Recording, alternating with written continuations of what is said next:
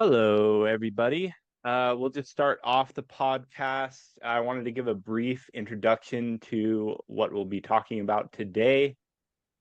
So in Thich Nhat Hanh's Living Buddha, Living Christ, he compares and contrasts Buddhism and Christianity through the lens of both the metaphysical and how they are practiced.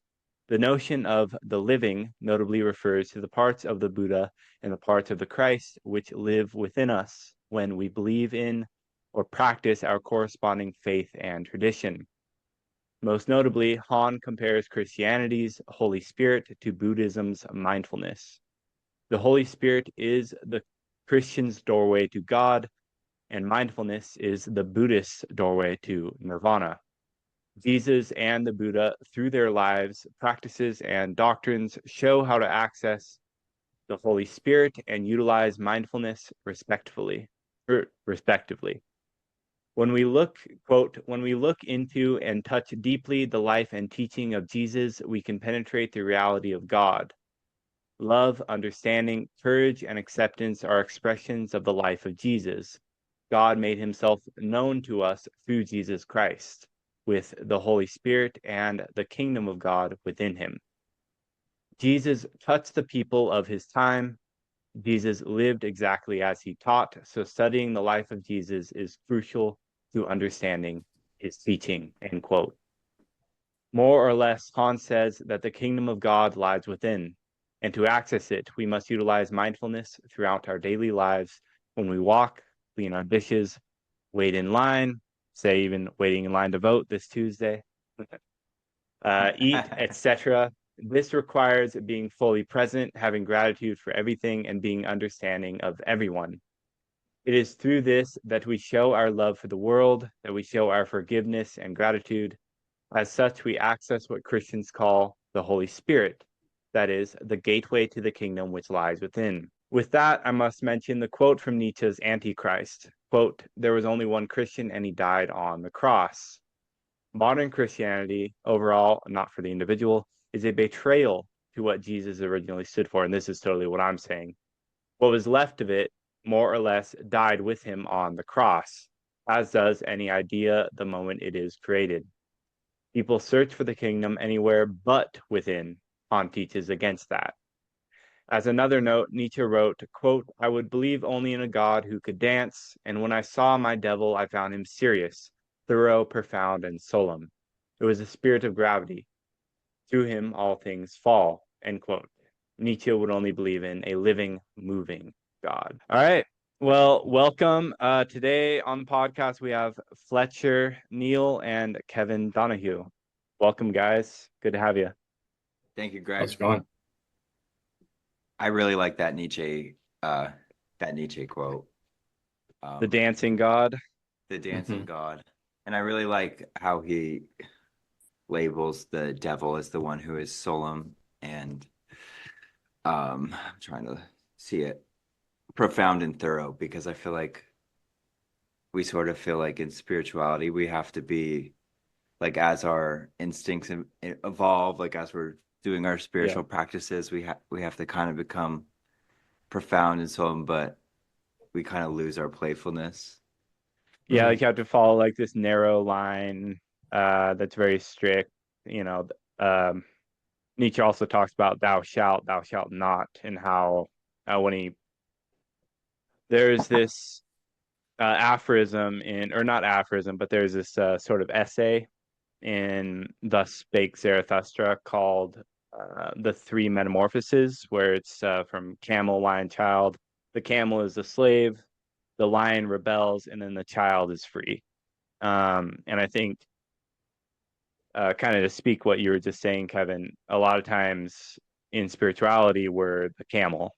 You know, we're just a slave to whatever religion, whatever doctrine, or even in politics, that just we're a slave to our ideals and we're a slave to society. And a lot of times we do kind of just stand in line and we wait to be told what to do. Yep. So Or just I a don't know. slave to like, yeah, any preconceived notion. It's almost like you have to completely let it go. Any Yep. idea of what you even think God is. Yep. Exactly. Um, Any initial thoughts, Fletcher? Yeah, I actually really like that quote as well with what Kevin was saying with Mm-hmm. kind of the devil residing in the profound and the Yep. serious. Um, I think it really shows if you read Thich Nhat Hanh's work that it's all very light and very kind of playful even. Yep. A dance is the perfect word, I think, for it. And it's like you look out in nature and you see a tree moving in the wind and it's you can't help but think that it's dancing. And I Yeah. think that Yep. another connection that I'd like to make there is in Thich Nhat Hanh's work. I'll abridge the quote, but it's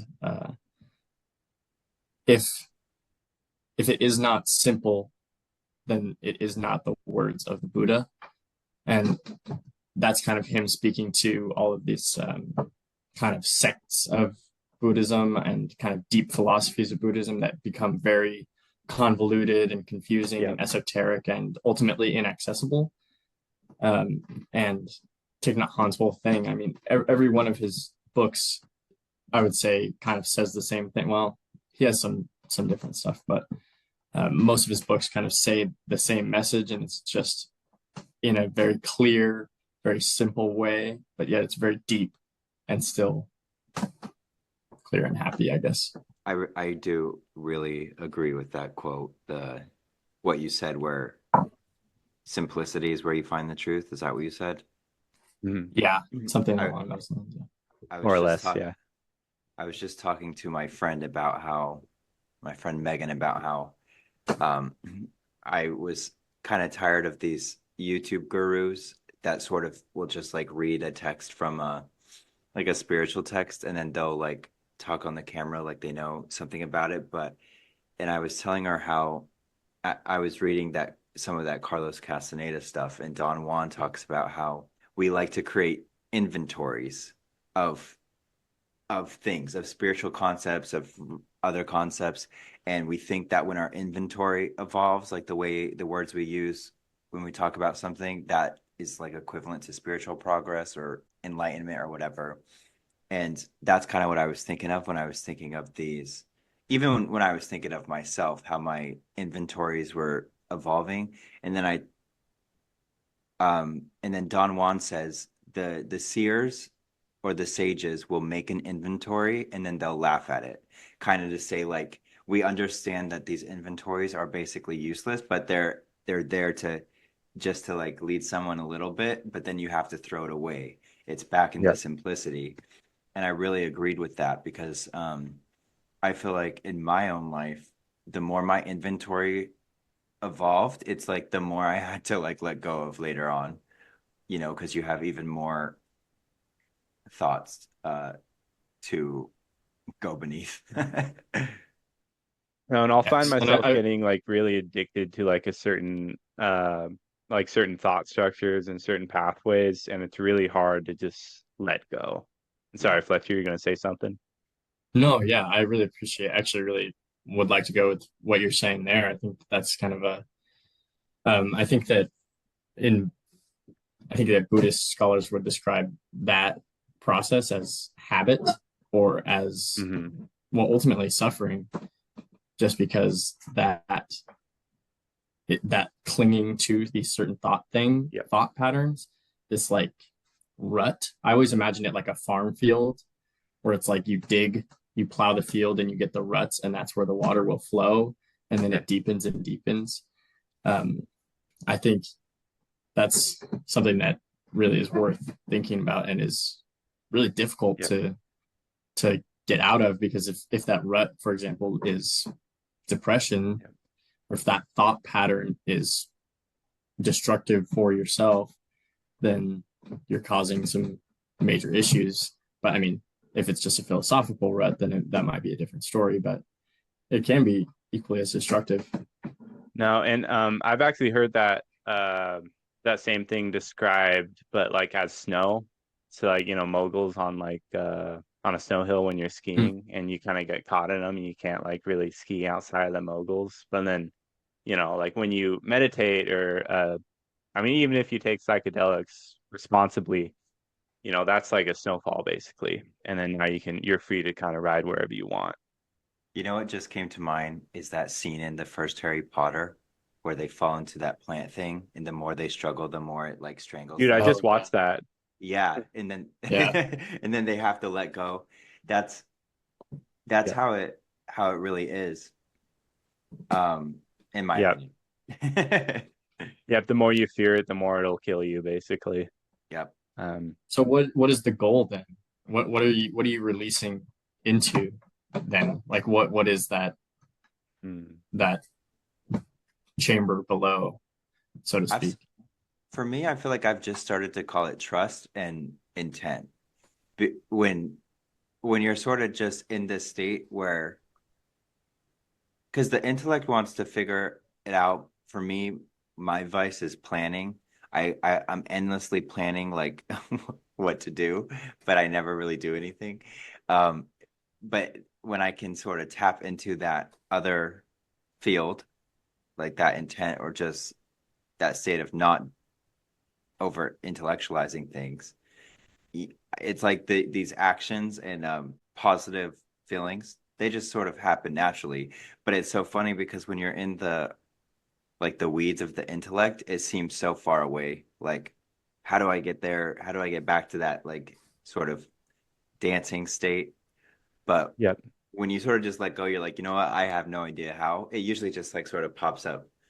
So I feel like it's having trust, Yep. um, realizing that I mean, the intellect hasn't really done you that much good so far in like in the path of sort of being happy. So Yep. let it go for a second and see what happens. Yeah, and kind of add on to Fletcher's question, is so kind of that trust is kind of the way, say, out of the weeds or like whatever that magical plan is. But where are we when we fall through? Like when we're standing at the bottom and we make it out. That's the kingdom. All I don't know. right. I'm just kidding. All right, Jesus. All right. All right. Yeah, I mean that's true. That's kind of what Yeah. Thich Nhat Hanh says, but what does that really Yep, mean? Like exactly. what is the kingdom of God, so to speak? Like Yep. what is that? I guess I think that something that really resonated with me in his book, Enjoying the Ultimate, Okay. um, which the ultimate to him is how he translates nirvana. And this is him, Mhm. he's translating a Chinese text about enlightenment, basically, and nirvana. It's called the Nirvana chapter of the Chinese Dharmapada. In it, in his introduction, he says that nirvana is um, it's like the crisp morning air outside the window. Mhm. And he also in this book, I think every book that he mentions nirvana, he also mentions Yeah. kingdom of God or pure land, or you name the allegory there. It's like pure serenity, basically, where you Mhm. just feel peace. Yeah. But I think that like open window, or it's Yeah. interesting because we're I feel like every metaphor for this is about how to achieve it. Like the Yep. part of that metaphor which resonates for me is that you just have to get up out of bed and open the window, and Yep. then there you have the fresh morning air. Yep. But what is the fresh morning air exactly? You know, it's Yeah. a conundrum.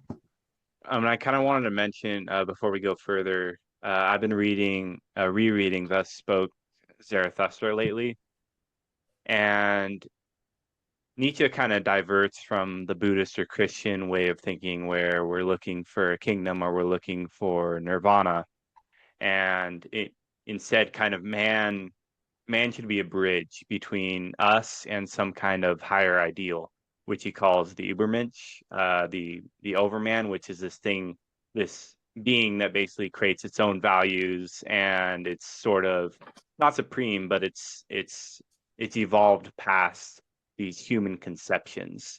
And I think if we take that back to this discussion where we're trying to move past, say, not being a dancing God, where we're trying to move past these doctrines and these ideals that we're addicted to and these philosophical ruts that we find ourselves in.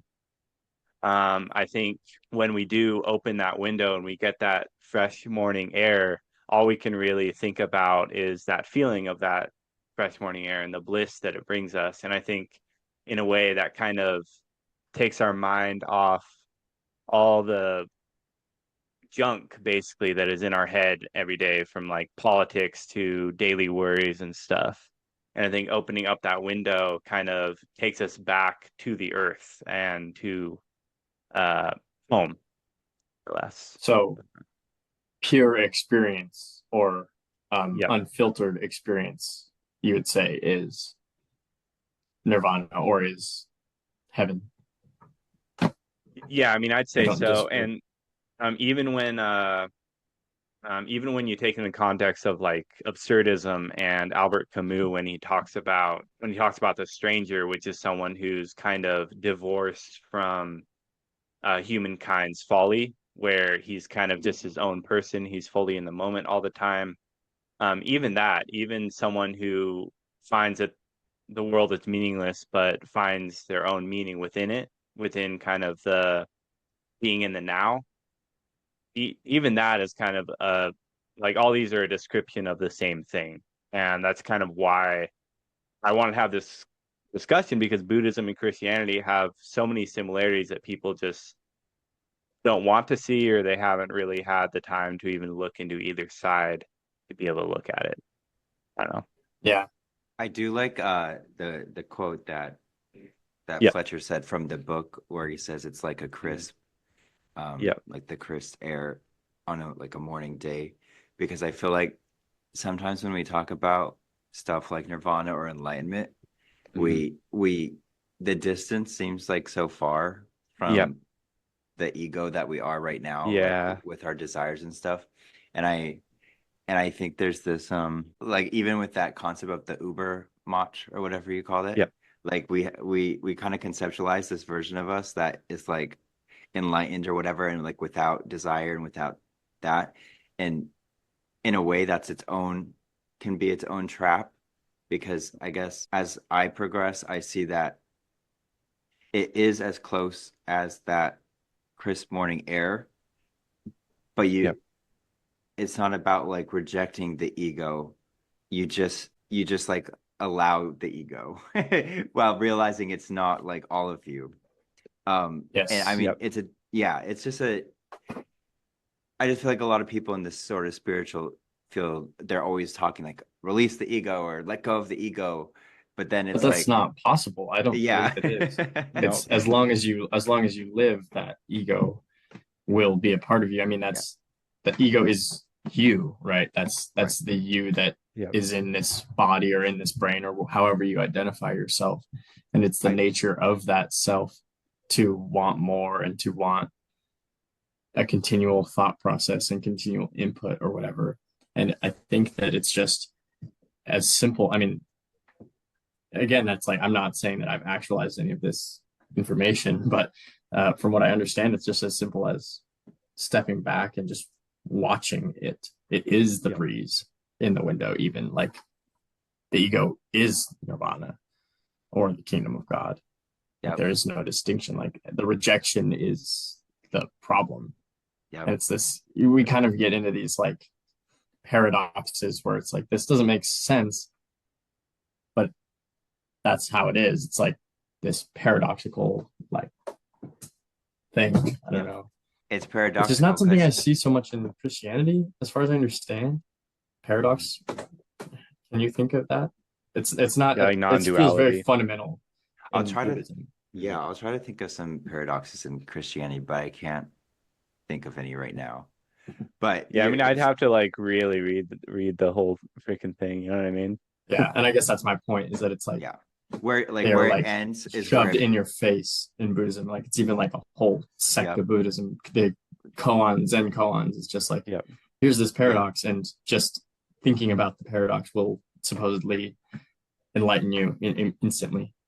Oh, like those Zen, yeah, where they say like, what's the sound of clapping with one hand? And then while you contemplate it, like your thoughts drop away.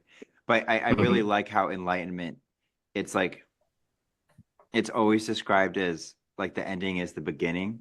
Like when Buddha had his enlightenment, they stressed the fact that it wasn't that he like discovered this enlightenment that wasn't there before. He just realized it was already there. And that's like the Mm. paradox Yeah. is like you wake up to like your normal everyday ego self and you realize like wait, there's like there was nothing wrong with being exactly where I was, even if I was working this job or doing this thing. And that's like the paradox in a way, because we kind of think of like spiritual evolution as us being like, okay, once I've let go of all of these negative thoughts, once I've let go of my negative reactions, but the more you like add conditions to it, like Yeah. I'll not be enlightened until I do this, this, and this, and this, Mhm. like you're adding more steps to do. And I Yeah. feel like that's sort of the trap of the intellect. Um, and I've always sort of been envious in a way of like people who just live a very simple life in some village somewhere, because I almost feel like Yeah. they have a better chance, if that makes Mhm. But sense. like a better chance of what though? A, Is a, there really like a I mean I hear what you're saying, like a better chance of enlightenment, so to speak, but a better, I guess, a better chance of not getting too deep into intellectual like ramblings of these topics. Yeah, or Like, all our vices, like getting right? lost in books or lost in YouTube podcasts, et cetera, et cetera. Um, like, I mean, when I like really think of it, like an animal or a child is sort of already enlightened in a way because they're not really, but if you really think about it, they're like fully connected to the world. They're in the moment, they're honest, et cetera, et cetera. And I think even when we're going to read this here today, Jesus will say that you must become like a child to enter the kingdom of heaven. And or Mm. even when you think of that essay that I brought up earlier with camel, lion, child, the child is the last stage of spiritual metamorphosis where we're finally able to create and be free. So yep. when I I, think of like a hunter gatherer, I feel like they live in an environment where they're totally just in the moment. You know what I mean? Hmm. Well, and so children, same thing. Yeah, Like I work with kids, and so I'm at the elementary school, and I see this kid yeah, just like face down in the grass, and I'm just like imagining his conscious experience of that moment. Like yeah, if I was face down in the grass, like looking at the grass, I would not be. yeah, No, you know that kid, based on my memories of being a yeah, kid and doing stuff like that, like is very present in all of those sense experiences. Like yeah, there's just like no filter through which you're like, I see the grass, I smell the grass, and there's no like memories attached to it yet. hmm And I think maybe memory is a big part of that, or a big factor in yeah. our big way that we filter Well, and that's things. those like farm ruts that you were talking about earlier Yeah, too. You know what I mean? it's All something right. that Well, I no, go ahead. it's something that I think that is able to be overcome. Hmm. Like with just a simple thought, I can be like, Yeah, just especially like outside and like with wind, just like smell the wind and kind of can come out of all of those thoughts, kind of open the window, yeah. so to speak. And Anyway, even if please it's only continue. for a moment, like that moment can be really valuable when you just stand there and just feel the wind for a moment. yeah. Yeah. All right. Well, let's so I pulled together a series of quotes from the Gospel of Thomas, which is this lost Gnostic text that I believe was rediscovered the mid 1900s.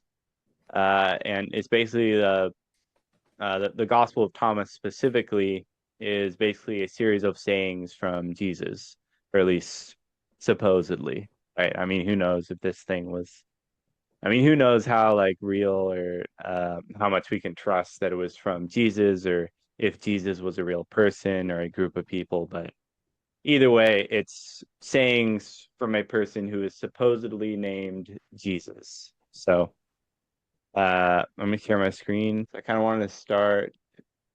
Let's see. All right, so this is the very first line. Whoever finds the interpretations of these sayings will not experience death. And I wanted to point out here that it says experience death versus will not die, which I think is a very important distinction to make here, because he's not saying that you're not going to die, but you won't experience death. I like that. Yeah. I didn't really catch that last bit. Which part? The emphasis on the experience. You won't Yeah. experience stuff. Yeah. Yeah, I'm not sure what it means, but I'm curious. It's worth noting for sure. yeah, I would have just skipped right over it, I think. It's similar to an Eckhart Tolle quote where he says, like, when you die before you die, you wake up and realize there's no death. And I feel like, I guess the way it could be brought to Buddhism is like, I don't know, it's kind of different because the cosmetologies of Christianity and Buddhism are different. Because Christianity emphasizes an afterlife, and depending on which school of Buddhism, they might not even believe in it or talk about it. Yeah. But I believe that when Jesus is talking about this, he's saying, like, when you find that kingdom and realize that, like, the physical organic death is nothing more than just like taking off your clothes, like there's nothing to be afraid of because you've already experienced that or glimpsed those next stages. But I don't know how I would bring that back to Buddhism, just because the sort of things are different. So I wonder if Fletcher has an idea. Yeah, I mean, I agree with you, Kevin, that it really depends on what sect of Buddhism you're talking about. Yeah, it really just depends. I mean, I think, according to my understanding, anyway.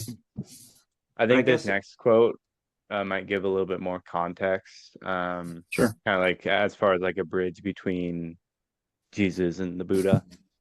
I'll just read both of these. Let him who seeks continue seeking until he finds. When he finds, he will become troubled. When he becomes troubled, he will be astonished, and he will rule over the all. So I guess I meant the quote after that, but I guess that's fine. I did want to mention here, I made a little note. I wanted to kind of compare to Nietzsche's Zarathustra, who says to seek you, it will be very painful, like to seek the kingdom or whatever, to seek the Übermensch or enlightenment. It will be a painful journey. And by seeking enlightenment, one will rule over the all. I think that's very important when he says the all, because I think to kind of take that on like a panentheist perspective, by ruling over the all, you're becoming the all. And Kevin, I believe our last podcast, we talked about panentheism. So I kind of wanted to get your thoughts on that. Yeah, it seems like maybe it could be misinterpreted as like, oh, you would have power over, but I feel like it's more of like being aware of yourself as the river. So you gain that power of like going with the flow and doing it effortlessly.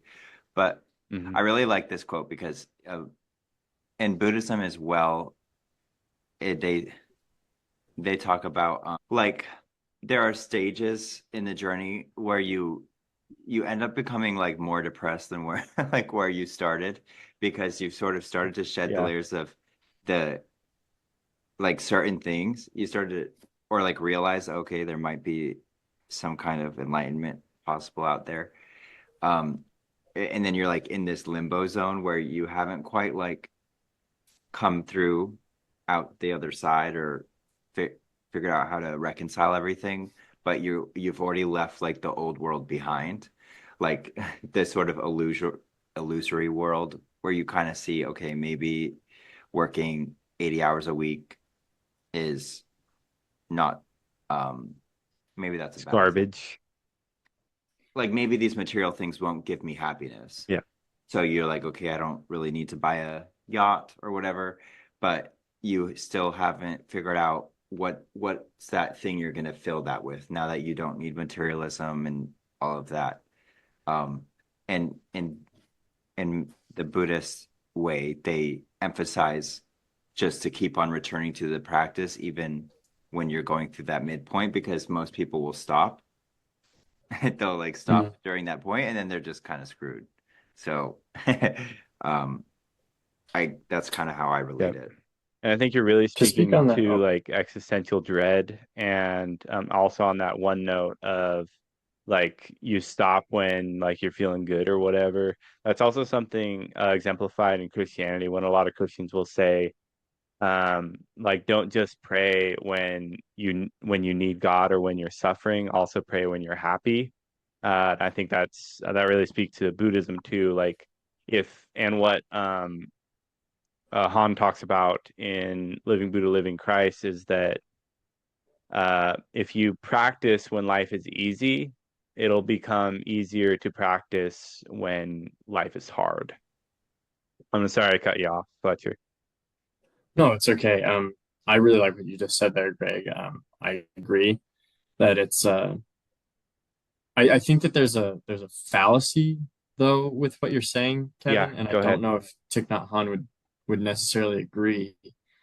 Um, Again, what he kind of the singular message that he approaches this with is that it's not hard and it's not there. It's not some sort of thing that you need to work your entire life to find. It's all you have Right. No, yeah, I agree to with do that. is get up and open the window, and you might be. Yep. I really like that analogy just because Yeah. getting up in the morning can be really difficult, but really Yeah. all you have to do is stand up.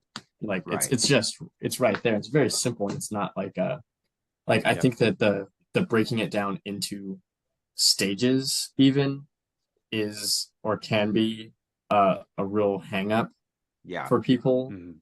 Yep. And people get kind of focused on like this ladder that they're climbing supposedly, Yeah. No, when I in agree with reality that. it's like, I mean, Thich Nhat Hanh's whole thing is like, you are here, you have arrived. Like, and that, I think that to, from everything that I understand about Buddhism, and I really trust Thich Nhat Hanh as a source here, and definitely lean on him pretty heavily for this, is that that's kind of the main teaching of Buddhism, is that it's just like, you are here. And I think that that's a main point as well, where a Be lot of here people, now.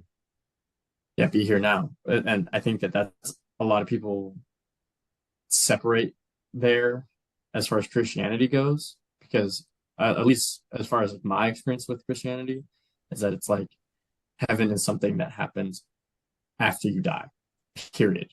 Mhm. And it's like, this is how we interpret the scripture.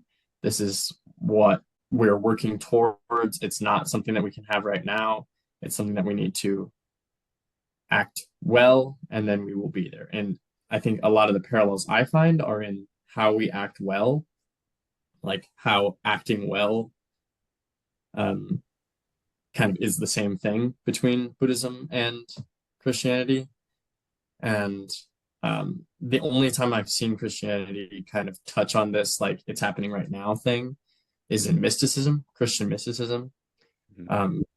If you're familiar with like Meister Eckhart at all, Yeah, didn't he was Kevin like mention him before we he started? mentioned Eckhart No, Tolle. Eckhart Tolle. I think, yeah, Oh, Master Eckhart. I'm There was mixing like up my yeah. Eckharts. I think Yep. it's still a spiritual movement today. It's like the Eckhart. I've heard about it. Yeah, Um, he was a Christian mystic in Germany in, I think it was the like 19th century. I'm not 100% sure exactly on the timeline.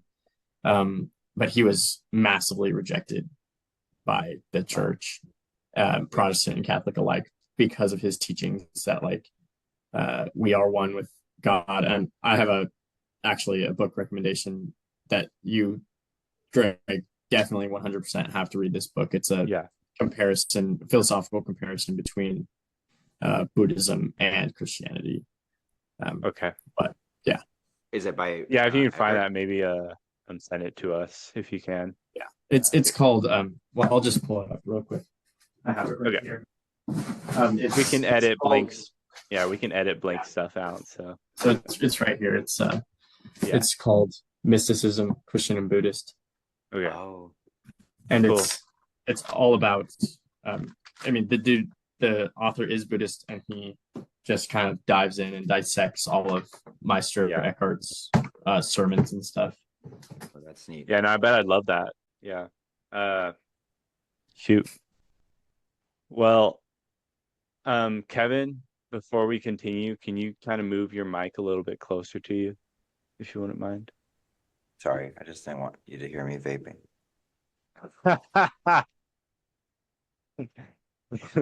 Wait. Okay, I'll respond Yeah. to what Fletcher was saying about like Thich Yep. on. Yep. Go ahead. I feel like this is like one of those paradoxes as well in Buddhism where you're like where sort of the realization is that you're already arrived, and then you get into those places where you feel like you haven't. And at least with just meditation practice, um, under the Buddhist lens, but under any lens, I guess, the meditation practice, it's I guess it's like a well-known pitfall of people who meditate where in the beginning, as they're more aware of themselves and they're more aware of their thoughts, they realize kind of how windy the waters are, and that can cause like that it can cause even more suffering. And so I guess with just meditation practice, if you stop there, you're kind of screwed in that sense, meaning you've become aware of like the storm that's inside, but you haven't like quelled it in any way, shape, or form. And so that's where I was kind of connecting that. Yeah.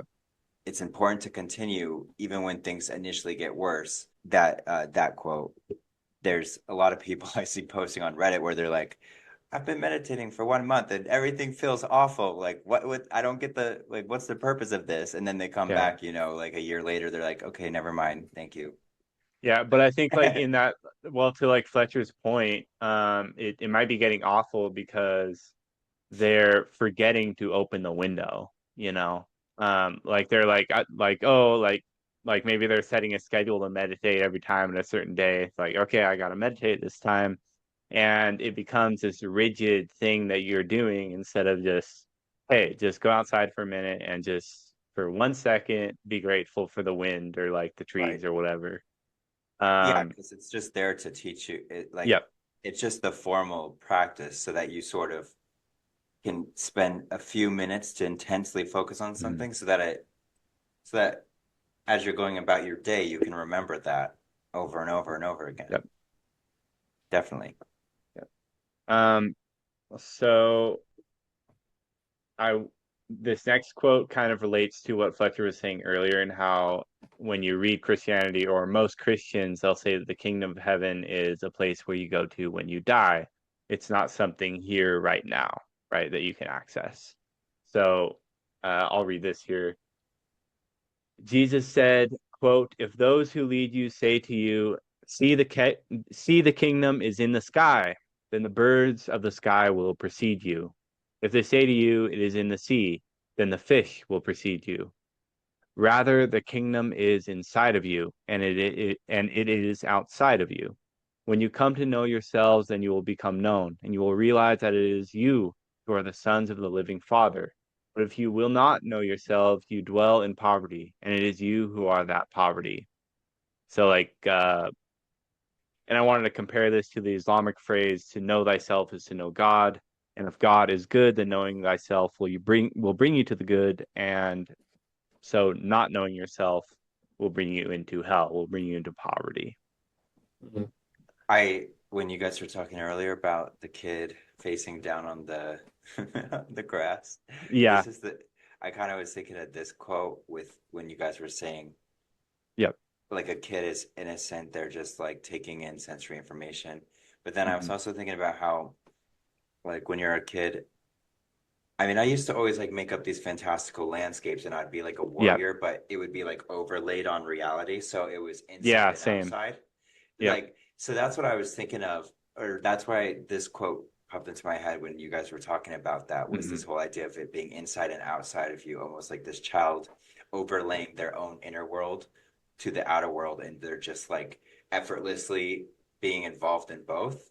But I'm not sure if that's what this is saying, but that's just what I thought of. Yeah, I mean, I think there's like a few different ways to interpret that. I think that's definitely one of them.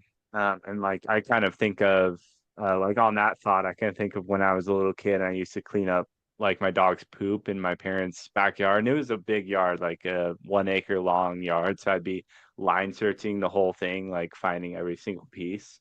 And as I did that, I'd always imagine this other world where there's these tiny people in the yard who were like going on battles and stuff. And I would just imagine them the entire time I was doing it. And then like by the time I was done, it was like, did I clean up the poop or was I in this fantastical world underneath the grass? You know what I mean? Yeah. Um, Oh, that's really cool. but yeah, there's like sure, like that's like for the child, that imaginary world is a place of bliss for them. It's a place of wonder, and I'd say any kind of place of wonder is that kingdom of heaven. And I mean, obviously, there's many different ways to interpret that. I think in the Buddhist lens, the kingdom of heaven is kind of that enlightened state. Um, and like to Fletcher's point again, that's just when you open the window and you feel the breeze, right? I think another big part is just like with what you just said, that state is like enlightenment. And I feel like it's because we don't put conditions on our happiness as Mm-hmm. much. Like I when you were saying we were sort I can't remember exactly what you said about the children, but I remember for me a lot of my fantasies as a kid, like while playing these games outside was always Yeah. like, oh, I'm killing this werewolf boss. Yeah. I made up a werewolf guy. His name was Chain because he was immune to silver, so he wore silver chains on his neck to be like, like I Yeah. like silver bullets don't harm me, and that's why he was the boss. But like, I would be slaying these werewolves joyfully, but now as an adult, you're like, oh well, okay, violence is wrong or whatever. You kind of like add all these Yeah. things, and you're like, whenever you make a mistake or an error, you feel like, okay, I should have been better than that or whatever. But a kid, you're Yeah. just kind of like, you're acting with abandon. You're just like, okay, everything, Yeah. I'm good. You just take it for granted that you're good. And Yeah. you don't place all these extra conditions on everything. That's kind of what I thought of. Mhm. Any thoughts, Fletcher? Yeah, I agree with all that. I think that I guess where my thoughts are going right now is like how I'm still kind of stuck on this like awakening thing causing suffering, sort of, where you wake up, Mm. so to speak, wake up and realize, oh no, I'm suffering. And I'm thinking like as a kid, like I wasn't like you were in this like blissed out state, so to speak, where it's like, man, Yeah. it would be really difficult for me to enter these like kind of well, heavenly states of mind is what it kind of feels like, or like it would Yeah. take some effort or some, I guess, effort's the right word there. Um, but as a kid, it's just completely like that's just your state of being. Um, but I think that you're not really aware of it. There's not like an active Yep. Yep. appreciation for the Exactly. fact that it is happening. And I think maybe what Mm. nirvana is like for me, or like the kingdom of God is so meditation is just paying attention and learning how to pay attention and kind of separating yourself from your thoughts and feelings, etc. And then uh, enlightenment is paying attention to joy more or Yeah. less. No. I mean, I kind of wanted to add on to that in that, yeah, like the child isn't really aware of it and it doesn't like fully appreciate everything, which is why, like the child is Nietzsche's last stage of metamorphosis because you're coming back to being a Mm. child with the knowledge of your life and all the memories and everything, and you're coming back to that with a different appreciation of being, you know. Return to innocence. Yes. Yes, Wait, yes, like a wait, return to innocence, return to the Garden of Eden, you know. when you Um, said that, I just thought of yeah, like a concept within Buddhism that also is an important Gnostic concept, which this is a Gnostic gospel, which yeah, is like that idea of absorption. So there's that aspect of sort of meditation, that's the mindfulness, like the sort of being aware of everything passing, but there's also those states of pure absorption with like the object. I don't know. That's not as common in some Buddhist schools, the absorption thing, but in other ones, it's where the object and person are not different. Like you're just completely absorbed in whatever it is that's the focus of the meditation, and then you lose yourself. That's the same definition of gnosis in these Gnostic gospels, like that state of complete absorption to the point where you completely lose your sense of identity and all of that with, I guess, God or whatever. And that kind of reminds when you said like a kid is not like appreciating this like that state he's in, like he's not aware or whatever. That kind of reminds me of like that kind of state of absorption where you're so absorbed in the play, like you're playing, that you're losing all of these preconceived notions, you're losing the worry, you're losing, all of the conditions you've placed on it. So it almost seems to a degree, I feel like mindfulness and absorption are, two sides of the same coin, but they could be considered a little bit different, I guess.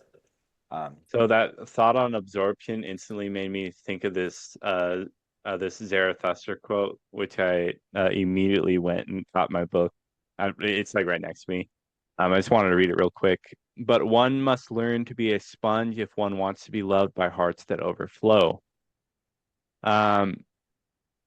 And I was kind of thinking of like this concept of like absorption, where like something which is like godlike, its heart overflows. Like say the kingdom of heaven, its heart is overflowing, and you need to become like a sponge in order to absorb that energy, right? And it's like again, just like going back to that window in the open breeze. I keep like coming back to Fletcher's thing. Like you need to be able to open up the window and absorb that good feeling of the breeze, or you're not going to really be able to connect with it, you know. Yeah. Right. And I think that's part of the quote even is that the breeze is always there outside the window. Outside, like the window being, I think, your experience, and like the house being a metaphor for your mental processing and stuff. And so you just need to, so to speak, open your window to what is already happening.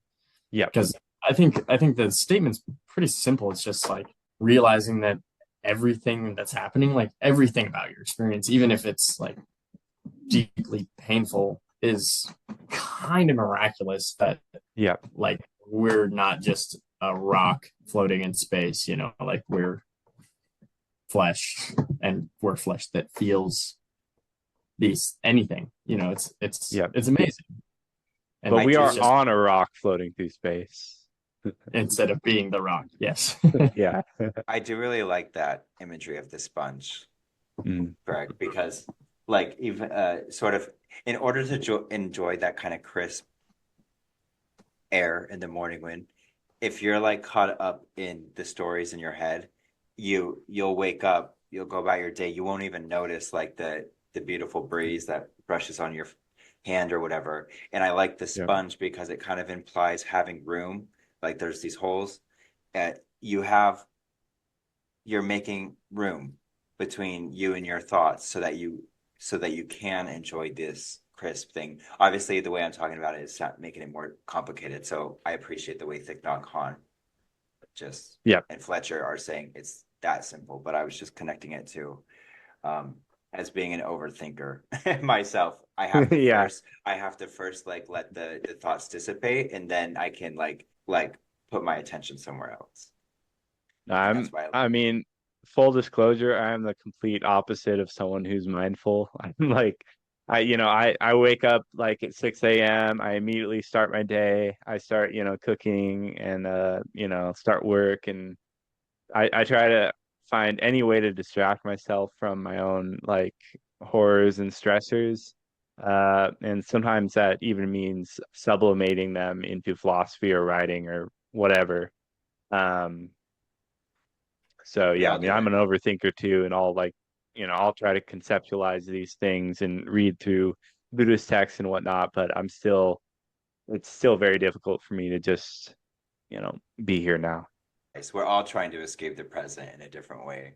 I escape through thought and video games. Um, It's a moment so to moment return. yep, yep, a moment return. I wanted to get to this next one. If one of you would want to read, you can if you'd like. Sure, I'd read some. Number 5. Yes, teacher. We're talking about number 5 right now. Yep. Okay. Jesus said, recognize what is in your sight, and that which is hidden from you will become plain to you. For there's nothing hidden which will not become manifest. Wow. Yeah. Yeah, this kind of relates, directly to what we were just talking about, where if you kind of recognize it's there, it'll be there, you know. Um, all you have to do is open the window. And I think back to this one Buddhist quote that I heard. It's like, mend to the part of the garden that you can touch. Um, and I think this quote kind of takes it to the context. Well, you can the whole garden is accessible to you, right? But it takes little baby steps to kind of begin to be able to touch it all. I don't know. I like this because it kind of also is saying like the state of gnosis or whatever that the Jesus of the Mm, Gospel of Thomas sort of talks about, or that yeah, how the Gnostic Christians perceived with this is it's saying it's right here. You yep, don't have to go on some like big pilgrimage or whatever, but those things are useful, I feel like too. Um, to step outside of your current conditioning so that you can see like a fresh new world that can sort of remind you of it being right in front of you. But I like how it's like recognize what is in your sight and what is hidden from you will be plain to you. The way I also conceptualize this is I like I struggle with these thought loops, but by literally just seeing them, they start to dissipate. But the more I try to Mhm. fight them or like fight them with thought, by trying to like answer to them, like when I try to resolve them, they always continue. And yep, but when I'm just like, okay, there's a thought loop there, it's almost like I instantly unhook from it. And yeah, Yeah. and yeah, that's also and something seen like even like as a simple example, like in the modern day when you try to like cancel someone on the media, they end up becoming bigger. I think on the same wavelength, if you try to cancel your thoughts, they'll become more prevalent right, and more invasive. that our thoughts have the Barbara Streisand effect. Do you know what that is, Fletcher? um, I mean, I'm familiar with Barbara Streisand. There was this video, basically she had a nip slip on like MTV or some very public place, and she went through like great lengths to try to cancel that video from getting out or like to suppress it, and her doing that ended up making that video like 100 Yes. times more prevalent. And so that's why they call it the Barbara Streisand effect. But it's so true what Greg just said is like when you try to cancel your thoughts or cancel anything, when you try to resist anything, you just make it more yeah. prevalent. Oh my God. That brings me to a quote from the Yeah. Sermon on the Mount where Jesus says, resist not evil. And it's like, oh, like if you resist it, it becomes more powerful. Like, you know what I mean? Yeah, Um, you're granting it its power by Yes. resisting yeah, Yeah. it because you're saying yeah. this is some great thing. I need to resist it. And I really like this part in the Bible where it says, um, God could like maybe it's not in the Bible, but it was like God could stomp out Satan or evil with his single foot. Like that's how sort of powerful Hmm. in comparison. But we see some, I guess, certain organizations or certain sects of Christianity that sort of they base their whole philosophy around the like avoidance of evil or like the avoidance of Hmm. sin, and then like they hyper focus on it. And Yeah, I feel like that was one of my sort of criticisms of my childhood religion, yeah. Catholicism, because when most Catholics sort of conceptualize their own world viewpoint, you notice that we're focused more on the avoidance of hell than we are on like the focusing of the love. And I Yeah. really, that goes like hand in hand with a quote from Mother Teresa where she says, don't invite me to an anti-war rally. Instead, invite me to a peace rally. So you can't Yes. mobilize yourself against something because you're just admitting its power. Yeah. And I think that's also part of the reason why I, like, from an early age, I was very just disdainful and hateful of Christianity because they try to convince me to join or to believe in it, uh, by telling me that I was going to go to hell and that I was going to burn in this evil pit. And after that, I just became like a hardcore angry atheist. I was, by like trying to convince people that way, you're going to push them away even further, because they're trying to fight evil, and by doing so, uh, the people you're trying to fight will move further towards the evil that they're conceptualizing. Yeah. It's it uh it brings me to the Nietzsche quote, and I've been mentioning Nietzsche a lot lately, uh, that the good man sees the whole world as evil. If you believe yourself to be good, then the whole world becomes evil. Like anything that goes against that good becomes evil. I really like that quote because Yeah. I recognize a few people in my life where they they tend to use the terms like I'm a good person or this person is like a bad person. And I've Hmm. always been distasteful. I don't feel like I've ever used the term like I'm a good person because it's like it's so dual and Yep.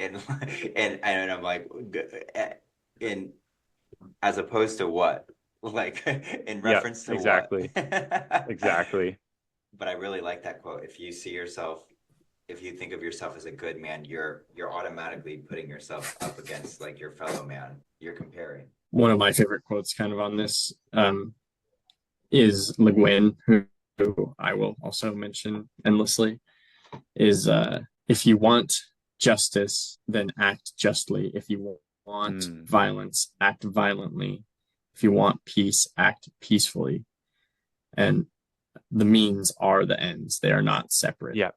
Um, Yep. and here we have Exactly. this like concept of Right. non-dualism or turn the other cheek, for example, which I think turn the other cheek is kind of one of the biggest uh, bridges between Buddhism and Christianity is this idea that the only thing which you will achieve from retaliation or uh, a lot of times it's violence that we're talking about, Yep. like physical violence, but it also plays to violence towards the self or violence Mhm. or just kind of anger in general. If you Yep. if you respond in turn, then you will get the exact energy right back. Like Back. that's the only thing that's going to happen. And I mean, it's a cycle or a circle or samsara, right? Yeah, I that's really not to like that. say that Yeah. there can't be like a rebellion against like oppressors or whatever, or that it's just at the same time though, if you start your nation from a war, your nation will probably be a warfaring Be nation. warlike. Like, Yeah, be yeah, warlike. that's Is literally it. who's that person that says that quote that's like when you are fighting the monsters, see to it that you don't become a monster yourself. Yeah, dude, that's Nietzsche. Mm. Oh, okay. Yeah. So it's Yeah, like I that's guess from Beyond Good and Evil. yeah, that's what I was thinking of. Like the means do not justify or wait, the ends do not The justify means the means unless you're the means are the the ends. means are the Yes. end. Yeah, I really Yeah. like that. Yeah. No, I really like that. I haven't really heard it said like that, Fletcher, where like the means are the ends. I haven't like I feel like I'm not sure if I've heard it said specifically like that. So I really enjoy that you said that. Yeah. Um, I don't think it's like a very unique thing to have said. I think it's been something that a lot of people have been screaming, so to speak, for a long time. yeah. No, I agree with you. But like so specifically the means are the ends, like that specific phrase. I think that's important to remember. because your actions manifest your reality. Uh, and just the simple awareness and remembering that is something that I think a lot of people should remember, especially in today's political atmosphere, with like all the hatred that people want to spit on social media. I think that's something that people can really learn from, where when they're saying all this stuff, you're making the political atmosphere more polarizing, you know? Yes. Well, Um, and it's tough because people say these things for totally yeah, valid reasons, right? yeah, Like it's only natural to respond mhm, when someone is aggressive and violent yeah, towards you or hateful exactly. towards you, back again with hatred. But all you do then is give them further reason to hate you. Like we are together putting ourselves through hell, literally, I think, Yeah. literally. Yep, I yep, feel like the best thing that we can do politically is to like almost let go of politics. yeah. And I'm only And mentioning this because like the election day is coming up, so yeah, yeah, just as like a forethought to that, and like if you want to put out all this hate, it's just going to make the division even worse, and your platform, like nothing on your platform is actually going to get solved if like the division is increased. right. Yeah. I feel like I fell prey to like really political thinking in like the past, I guess I would say like last year or so. And Yeah, like when I recognized how bad it was, because I used to never be that divided, and also how unuseful it is. yeah, Just in my own life. Like mhm, um I like went through my YouTube and I for the past weeks I've been deleting like any reference at all to like most things political. yeah, And like my levels of peace have come up a lot. skyrocketed. Yeah, because you're Yeah. just not seeing an and you're not seeing an enemy everywhere anymore. Yep.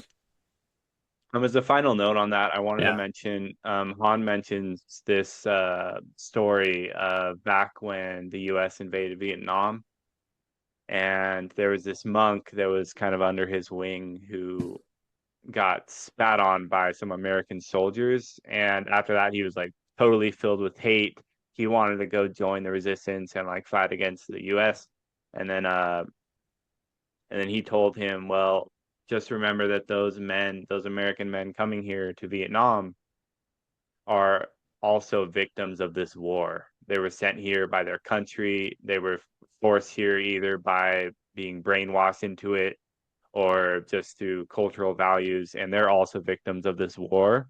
And if you can recognize that, then you'll be able to find peace within yourself and abandon your hatred. When you I said like that, that. Yeah. I do like that. When you said like when he spit on the person, The monk. I the monk, Yeah. I immediately thought of the Fletcher thing where he said the means are the ends. Yeah. Because I was thinking of like how we sometimes think of these ideas like cause and effect and karma, where it's like, Hmm. okay, he spits on someone, so he will see something in return. But Yep. this him spitting on someone is his own punishment Yep. because it's coming from that negative, it's being generated by that negative state of mind. And Hmm. that's kind of what I was thinking of was Fletcher's thing where the means are the ends, where it's not this like cause and effect thing. It's that the thing itself is its own punishment. Yep. Even though it Yeah. doesn't seem like the guy spitting on the monk is getting punished himself, but you know, But And he's, one thing I'd like he's to like add, putting himself in that world of hate. Yeah. right, yeah, exactly, yeah. Go ahead, well, Fletcher. allowing himself to continue. I'd say Yep. one thing that is, I think, really important about humans and what, in my mind, distincts us from animals in a lot of ways is that an animal isn't capable of not responding in kind, right? Or responding, not necessarily in kind, but like just with the straight reaction, Yep. right? The human has the capability of acting against their own instincts, Mhm. which I believe is going to be key in our survival as a species coming Yep. up. I think it's an evolutionary thing. Like we are going to survive, like depending on whether or not we are able to overcome our instincts for perpetuating this cycle. And I think that both Christianity and Buddhism have this.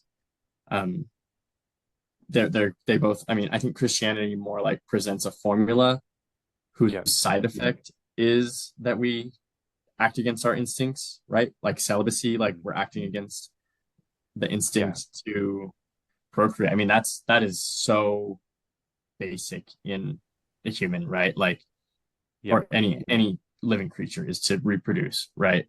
And so you have this doctrine that is against procreation, or like not against it, but who teaches that it's like, oh, you should hold your Wait instincts for it. to a certain- Yeah. exactly. And Buddhism, which I would say mindfulness is just creating trying to ever widen that gap between stimulus and reaction, to kind of remove instinct from the picture, or to just kind of allow ourselves the space to ask ourselves if we want to act on instinct, and like if that's the right thing to do, and which is where I think wisdom comes in, and discernment, to be able to say, should I act on this instinct? Is it good? What will the effect be? So you're skillful, like, so you can Yeah. whisk. I like that they use the word skillful a lot in Buddhist books that I've read, and I really like that. Hey, Kevin, can you move your mic a little closer? Oh, sorry. Yeah, no, that's better. Sweet. Yeah, no, I mean, it's all kind of a matter of practice, and just keep going for it. Keep trying to keep that in mind, and keep trying to just, I guess, just be in the present, which again is something I'm really bad at. So I wanted to move on to this next quote. Kevin, if you wouldn't mind reading it. It's number 13. It's quite a long one. Jesus said to his disciples, "Compare me to someone and tell me whom I'm like." Simon Peter said to him, "You are a righteous angel." A righteous angel. Matthew said to him, "You are like a wise philosopher." And Thomas said to him, "Master, my mouth is wholly incapable of saying whom you are like." Jesus said, "I am not your master, because you have drunk. You have become intoxicated from the bubbling spring which I have measured out." And he took him and withdrew and told him 3 things. When Thomas returned to his companions, they asked him, "What did Jesus say to you?" Thomas said to them, "If I tell one of the things which he told me, you will pick up stones and throw them at me. A fire will come out of the stones and burn you up." I remember reading this quote years ago, and I thought a lot about it. And Yeah, that's why you told me about it. That's why I was like, oh, you should really? read this one. Okay. Yeah. My interpretation of it was, I think, so Jesus is sort of, I guess, this person who's aware of their source. He's aware of the source of which he came out. And nothing more and nothing less. Like, but when other people sort of look at him, they see this higher being, but he's simply just someone who has realized where he came from. And this part where Thomas returns to his companions, and if I were to tell you guys what he told me, I feel like the reason they would pick up stones, in my interpretation, is because what Jesus said did not put him above other people, yet he was already having these sort of followers of people who were seeing him as this God-like figure, or Messiah or whatever. And to say that, oh, Jesus was saying that he's no one special, maybe, or whatever, he just came out of the spring. And if you have been introduced to that message and you realize you come from that spring too, you don't really need to worship Jesus, because you come from the same source. And obviously, I feel like this is true when you hear people sort of talking about, I guess, non-duality, or like this other interpretation of Jesus as simply like a self-realized being.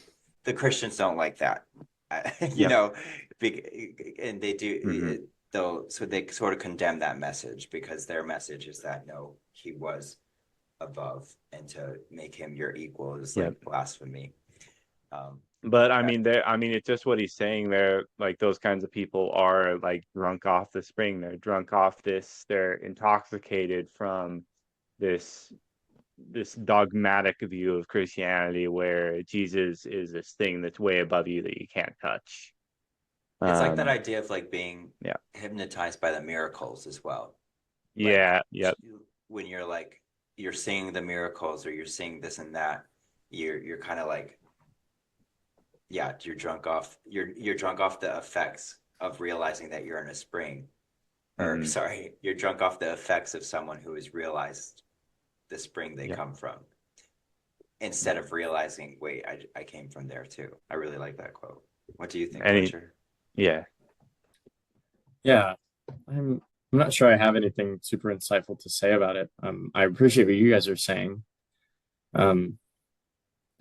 It's reminding me, Greg, I don't know if you remember the last time we did the podcast, Yeah. where the Zen master asked his disciples, "What is Zen?" And Yep. they each gave increasingly minuscule answers. And Yep. he said, "You have my flesh, you have my blood, you have my bones." And the very last monk said nothing at all. And he said, "You have my marrow." It's kind of like just this reminder of like, or this line here, "Master, my mouth is wholly incapable of saying whom you are like." That is the line that stuck with me the most, saying like it is unspeakable, kind of this. Yep. The only correct answer is silence, in a sense. Yeah, and that brings me back to Kierkegaard's Fear and Trembling, where he describes the story of Abraham going to I forget what the mountain is called, but he's going to that mountain where he's going to sacrifice Isaac. And the whole Fear and Trembling Sinai, is kind of what? Mount Sinai, I think. Okay. Yeah, and like the whole thing is about how Abraham is unable to speak of why he's going to kill Isaac, because anything that he says is going to be incomprehensible to or incommunicable to another human being because he's getting the message from God. And of course, I view this as a metaphor, but like anything coming out of like an epiphany or like some divine inquiry that you get to your head, it's going to be incommunicable to someone else. And that's also another point from that first quote that I put at the very beginning, where there was only one Christian and he died on the cross. Like whenever you get an initial epiphany of something, it becomes impossible to fully translate that epiphany onto paper or into words to another person, because at the moment of conception, it's already grown out of what it was initially, of what it was initially. Right. I think was it you, Fletcher, who talked about how like you read some kind of lengthy books, sort of Buddhist principles, but then as you went on, you sort of preferred when they used less and less words. I mean, I guess you just talked about that Zen. Yeah. That's what definitely gravitated me towards Zen, because it's not based on telling you what the teachings are. It's just here, experience it yourself. Which I just personally resonate with. But I think a lot of people really do like the whole structure. It's just a personal preference thing. A quote which is coming to mind right now is Mary Oliver, who's a poet who I'm in love with a little bit right now. She says, "Instructions for life: pay attention, be astonished, tell about it." And I think that it's not, my understanding of that isn't, because I've encountered this issue before where it's like I experienced this really beautiful thing, and originally this was with like my experience with psychedelics, where I experienced this like very beautiful thing, and it's just like I'm wholly incapable of describing it. And sometimes I even feel like my attempt to describe it diminishes the experience in and of itself. But you have no real choice. Like, right, are like the instructions for life, like the purpose is to try. And at least for me, I feel like it is a purpose in my life to try and convey that astonishment, which I feel, which is totally unique to me, but to just try and convey that to other people. Right. with I guess with the hope of them finding their own astonishment. I feel like that's what artwork is too, translating inner data to like Yep. form. But I also like when we try to tell each other our dreams and stuff, and sometimes you're just like, how the heck can I even begin? Because so much of the emotional tone is lost. So much Mhm. of the, but it's still kind of like a creative endeavor to try. It's you have to try, and I think that I've found a lot of like I've lost a lot of anxiety in like it used to make me very anxious, feeling like this like paradox where like I had to say something, but knowing that I wouldn't be Yep. able to say it properly. I think that I've a and I guess this kind of ties in. A, I've lost a lot of anxiety about telling it, and B, gotten a lot better at telling it when I enter that kind of mode with the understanding that it's not going to be a perfect representation. Right. Like and I hope that that's something that's mutual with the people I talk to, how they're not assuming that I'm relaying the information perfectly. Yeah. Yeah. No, I I'm getting reminded of this one Eddie Murphy movie where like he's given only like 1,000 words that he can say, and if he says all the thousand, he'll die or whatever. And he like first starts to like resist it, and he's like really pissed off, and he'll kind of say some mean things because like but beforehand he was saying a bunch of stuff and he was kind of being an asshole to people. But then once he was given a restricted number of words, he started only saying things like "I love you" or "You look nice" or like just nice things to say to people, because he realized that when you only have a limited number of words, spending those on good words is the best way to like make you feel better about Mm, your mortality. I like that. Yeah. I think there's a Buddhist, what's it called? Idiom, where it says like let your words pass through three gates before you speak them. Is it Yep. kind? Is it true? Is it necessary? Maybe you talked about that, Mm. Fletcher, but I think I saw that on like some Instagram post or something. It was like the Swiss cheese thing. I don't know. Wait, the Swiss cheese? Yeah, what's Yeah, that? it's like you visualize like the words like passing through the holes in Swiss Oh, cheese, Oh, and those are the exact like holes or whatever right. that the image displayed. I didn't know that it was a Buddhist yeah. teaching. It could have been one of those things where someone just said it and attributed it to Buddha, so I have no idea. It probably wasn't, to be It is honest. simple. Yeah. Could be. Uh, Right. so Kevin, before we continue, It's your my mic, mic. Okay. yeah, you sound kind of quiet. Like I almost wonder if you should just switch to your like your headphone mic. It Um, doesn't work. My other oh mic is really? my laptop mic. Hold Oh, on. okay. Just keep on going and I'll make sure that the volume is up. Yeah, I mean I can cut out any part. Not to be I like I know if I was truly Zen, I'd just roll with your quiet mic, but We should just cut out every part where Kevin talks at all. Shut up. That yeah, would be screw it. Zen, though. That's how you reach Zen. All right. Well, you might be able to use your computer mic actually if you just switch to it might be better, honestly. If you just go to um at the bottom left-hand corner of your screen where it says audio, that caret, you can select a microphone. And I feel like if Yeah. you select the computer one, it might also be better. Is this better? Yeah. It is? Oh, wow. Okay. I mean, it's not as like crisp, but it is like a better volume. All right. All right. Cool. Sweet. Sorry, guys. What are we thinking on like time wise as far as when we want to end this? Like within the next Um, 30 minutes? I have to get up kind of early, so yeah, I'd Okay. appreciate getting over a little bit soon. But Sweet. Let's I'm enjoying our just conversation. yeah, we can probably just go over like a couple more quotes and just leave it off from there. Sounds good. Um, all right. I'm gonna skip ahead a little bit. Um, there's some more important ones up ahead. Okay. Let's start with this one, actually. If the flesh came into being because of spirit, it is a wonder. But if spirit came into being because of the body, it is a wonder of wonders. Indeed, I am amazed at how this great wealth has made its home in this poverty. I like that.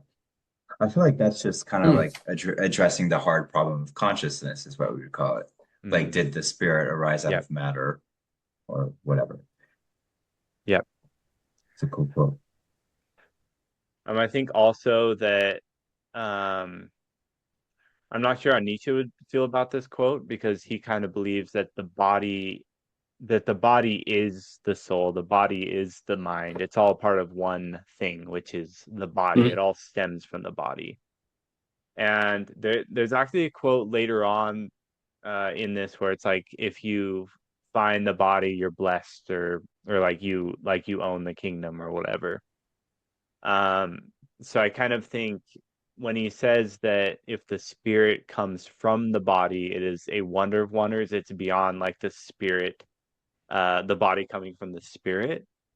It's kind of like this thing where um, if you can kind of access your body and look deep within yourself, within your body, and like really like feel everything around you, at that point you can then form your own spirit and like have that light guide you.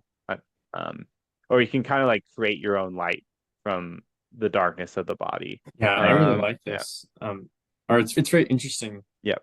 because I mean I get really caught up on texts nowadays where the author kind of insists Yeah. on a consciousness first kind of approach to the world. And I think that what I really like about this is just the word if. It's not Yep. making claim about which Yep. one is which, and they're both a wonder. I think is Yep. very important to me that they're both wonderful. And there's a bit of an assertion that one is more of a wonder than the other. But Yep. I just a lot of the texts I read, and honestly, several like the only books that I've picked up and not been able to finish are ones that are just kind of insisting on this consciousness first kind of worldview, which I don't necessarily disagree with. Like Yep. their philosophy is pretty sound, but it's just having such a rigid thing. Like I know that it's a consciousness first Yep. type worldview thing really Yep. just kind of irks me. And so I like this. I don't know if I have anything Yeah. to add just because I personally don't know and I honestly don't really care. It's just all wonderful to Yep. me. No, I think a lot of people will like just say things as a matter of fact, and it really throws people off, especially me, whenever someone like speaks. Like whenever someone speaks as if what they're saying is the absolute truth, like I get this like angry urge to just like quarrel with them. I can't not like argue with them when they like when they do something like that. With like even just like a simple thing. Like when they Yeah. just speak as if what they're saying is the absolute truth and there's nothing that can go against it. It's like even if it's something I agree with, like I just can't handle it. Like realizing that no matter what, we're all like operating within a belief system. I'm a Yeah. consciousness first person, but I Yep. try to say like this is my belief system. Yeah. Exactly. Exactly. We can kind of move towards the end, I suppose. There are kind of like some other quotes like blessed are the solitary and elect, for you will find the kingdom, like find the kingdom in your solitude. He who will drink from Do a you have mouth will become like me. Yeah, go ahead. do you have 96 on here? Thomas 96. 96. I can Uh pull it up. yeah, yeah. How about you pull it up? Is that the Go bring for it. out what is within you, or what is within you will No, destroy you? um it's not really that deep to be honest, but I was reading through this earlier today, the Gospel of Thomas that you sent, Oh, sweet. Greg, Yeah, and sorry. I didn't know I found it was that you interesting. pulled out some quotes yourself. No, that was just I wanted to talk about it, or Yeah. I thought it was interesting. I don't know if it's quite on brand here, but Yeah, go for it. now all of a sudden I can't find it. Okay. Here, I have it. Oh, you have it. That would be great. Yeah. I'm finding Is a it bunch of random stuff. the kingdom of the Father is like a certain woman? He took a little heaven, concealed it in some dough, and made it into large loaves. Let him who has ears hear. Yes. I thought that one was interesting to me because it is being made. Like I've been kind of Mm, interested in hearing what people think yep. about uh the creation of the something, and bread is such a significant thing Yep. What's spiritually, I would say. And we what's a also have leaven? this leaven. It's like yeast, basically, Oh, okay. just like the thing that makes it from Yep. dough to bread. Yeah. Wait, so what's your interpretation of it? I Or if just you I have don't know one? if I have an interpretation. I just think it's interesting, just because. Well, you have the word here, woman, which is super like kind of, I would say, connected with birth and creation and Yeah. that those kinds of things. I mean, literally, like, oh, she's got a bun in the oven. Like that's a phrase there. And I think that, like, I've been talking to my friends that cook and stuff, and they're speaking of how uh, cooking is magic because you take these like basically meaningless ingredients and turn them into something. You give them meaning, right? You make food from them, basically. And I think a rock climbing friend was saying the same thing, how you just turn this like nondescript rock into something very meaningful. That you can climb. And I think that it can be like that with life too. Like maybe the universe is inherently meaningless, and we, by having ears to hear, we Yep. give it that meaning. Sorry, I know that's Or not like, quite yeah. what we've been talking about, but I just Oh remembered yeah. thinking that. Yeah, I mean there's no like plan to this. It's just, whatever comes to mind. Okay. I like that, Fletcher, Um, though, because yep. I just thought about how like your thoughts in a way are the ingredients that you can use to Yeah. paint your world, Mm. to conceptualize it. And we can all like arrive at different worlds by Mhm. by the ingredients we're using to sort of filter everything through. Yeah, and like But I it's cook cool. a lot, and it's kind of like cooking is one of like the favorite part of my days where I can, I'm like really focused on like what I'm doing, like cutting the vegetables, putting the seasoning in, tasting it, letting it sit, um, like adding all the sauces and everything. It's it is really incredible how just taking 30 minutes out of your day to like cut some things up and mix them together, cook them in a certain way, and you have something like that will just fill you up with like love and excitement. Yeah, and nourishment. Yeah. Yeah, nourishment. Um, and like eating is also one of the only times where I'm totally focused on what I'm doing. Which is, I mean, people will see me eat and they're like, "Man, he eats like a slob." It's like because I'll just eat like really fast because I'm so like focused on doing it and like how much enjoyment it brings me that I'm just like totally laser focused. People try to talk to me Yeah. and I just won't hear them like while I'm eating. I don't know. I like That's that. fine. Yeah. It's a trance. It's a Yeah, meditation. I Um, I wanted to mention this other quote that like relates entirely to that uh the bread quote in here. It's number 20. It's tell us what the kingdom is like. He said to them, it is like a mustard seed. It is the smallest of all seeds. But when it falls on tilled soil, it produces a great plant and becomes a shelter for birds of the sky. Yeah, that's in the canon Bible.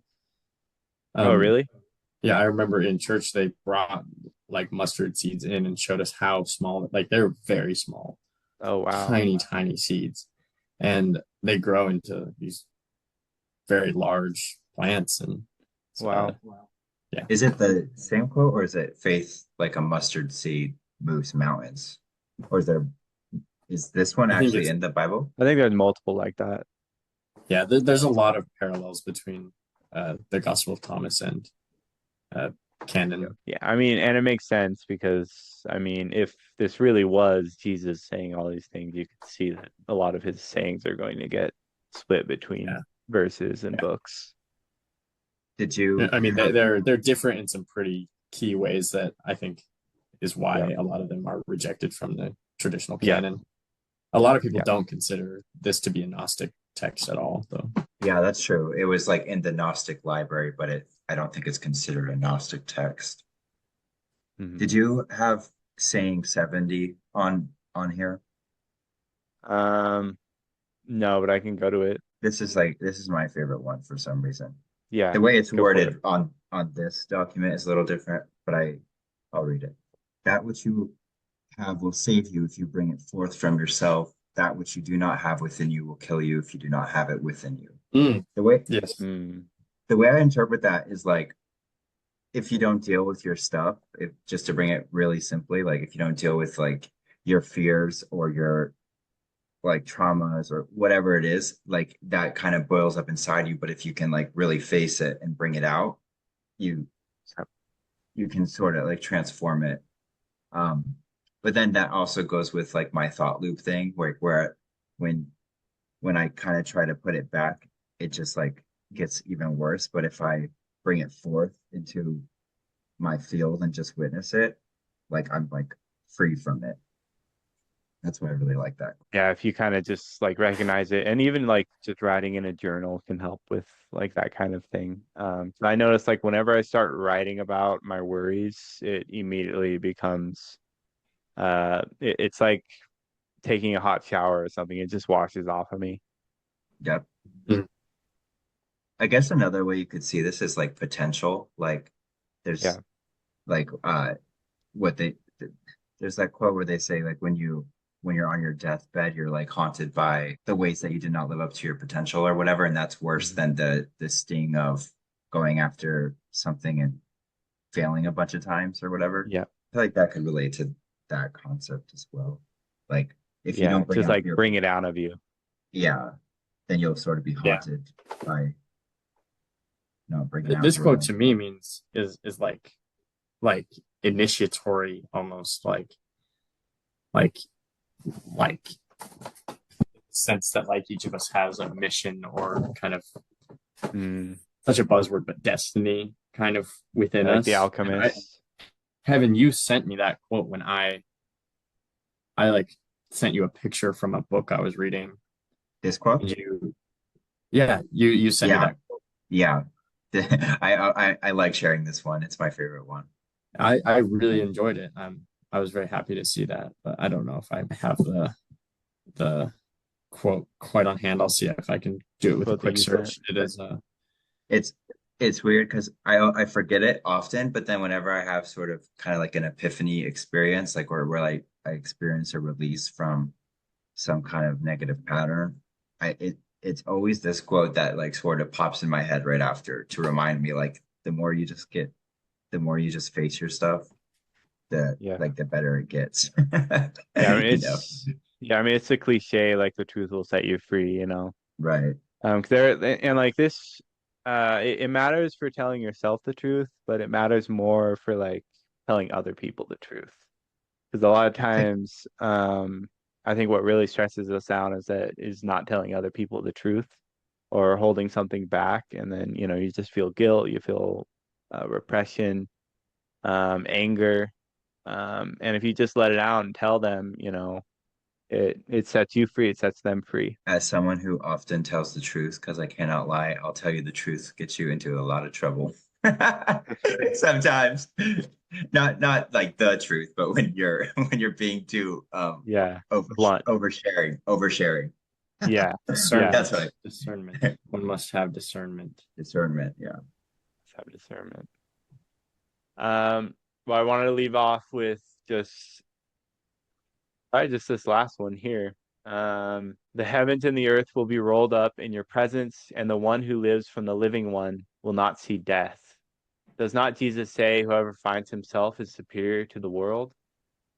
His disciples said to him, when will kingdom come? It will not come by waiting for it. It will not be a matter of saying, here it is, or there it is. Rather, the kingdom of the Father is spread out upon the earth, and men do not see it. Mm. Sweet. Well, That's thank yeah. you, Men gentlemen. do not say it. Yeah. I think that Yeah, sums thank you, up Greg. our Gospel of Thomas, Living Buddha, Living Christ episode. Yeah, thanks for coming on. Yeah, I like this. This was a great conversation, I thought. All right. Well, thanks for listening, everybody. Peace out. We'll catch you next time.